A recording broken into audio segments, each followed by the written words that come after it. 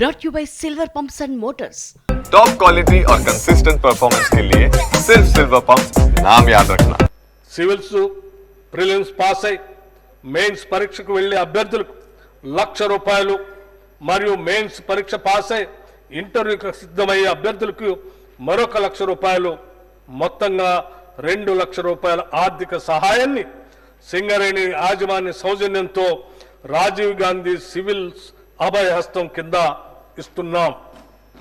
తద్వారా all India services లో తెలంగాణ రాష్ట్రం నుంచి మరింత మంది పేద మధ్యతరగతి కుటుంబాలకు చెందిన యువతీ యువకులు ఎంపికయ్యే అవకాశం ఏర్పడింది। అధునాతన సాంకేతిక కేంద్రాలుగా ఐటీఐలు రాష్ట్ర వ్యాప్తంగా ఏటా 1,00,000 మందికి నైపుణ్య శిక్షణను ఇచ్చేందుకు 65 ప్రభుత్వ పారిశ్రామిక శిక్షణా కేంద్రాలు అడ్వాన్స్డ్ టెక్నాలజీ కేంద్రాలుగా తీర్చిదిద్దే ప్రక్రియ పురోగతిలో ఉంది। టాటా టెక్నాలజీ సర్వీసెస్ వారి సౌజన్యంతో నిర్వహించే ఈ శిక్షణా కేంద్రాల్లో తెలంగాణ యువత తగిన ఉద్యోగ నైపుణ్యాలను సాధించేందుకు వీలుగా 9 లాంగ్ టర్మ్ 23 షార్ట్ టర్మ్ కోర్సులతో పాటు నైపుణ్యాల కొరత తీర్చేందుకు బ్రిడ్జ్ కోర్సుల్ని ప్రవేశపెట్టాం। డిగ్రీ ఇంజనీరింగ్ లో చేరిన విద్యార్థులకు banking, financial services, insurance, BFSI రంగాల్లో ఉద్యోగాలు కల్పించడమే లక్ష్యంగా BFSI ట్రైనింగ్ కోర్సును రాష్ట్ర ప్రభుత్వం ప్రారంభించింది। రెగ్యులర్ డిగ్రీతో పాటు మినీ డిగ్రీ కోర్సుగా BFSI నైపుణ్య శిక్షణ అందించే వినూత్న కార్యక్రమాన్ని రాష్ట్రంలోని 38 కాలేజీల్లో ప్రారంభించాం।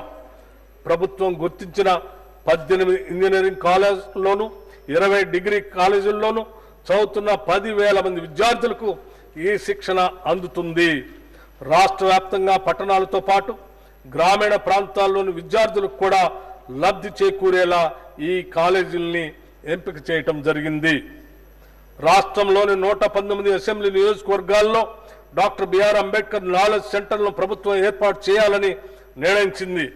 వీటి ద్వారా గ్రామీణ ప్రాంతాల్లోని ఆర్థికంగా వెనుకబడిన యువతీ యువకులకు గ్రూప్ 1, గ్రూప్ 2 మరియు ఇతర అన్ని పోటీ పరీక్షలకు ఉచితంగా కోచింగ్ తీసుకునేందుకు అవకాశం లభిస్తుంది।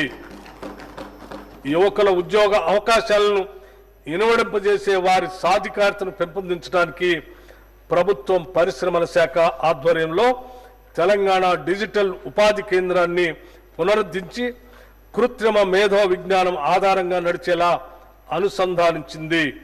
దీని ద్వారా పరిశ్రమలు మరియు వివిధ రంగాల అవసరాలకు కావాల్సిన నిపుణులు గుర్తించి నియమించుకునే వెసులుబాటు కలుగుతుంది।